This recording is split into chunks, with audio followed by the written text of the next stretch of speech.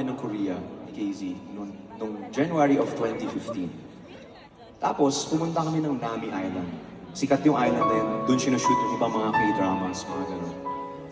So fast forward 10 years after, January of 2020, or December of 2024, almost 10 years after, tsaka lang kami bumalik sa lugar na yun.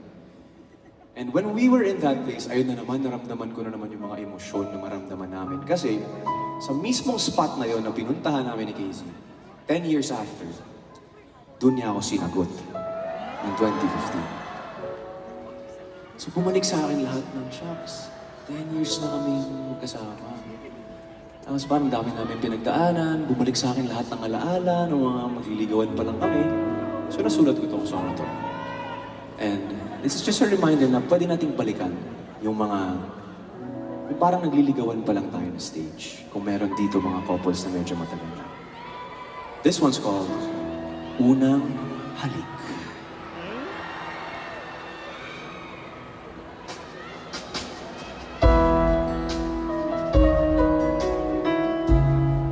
Yan yung spot na yun.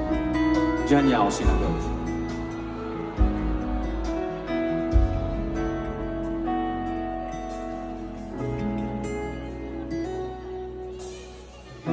Tanda mo pa ba kung kailan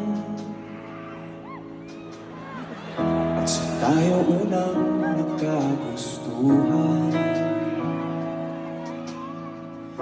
Pag-ibig na ating naramdaman, maaari ba nating ba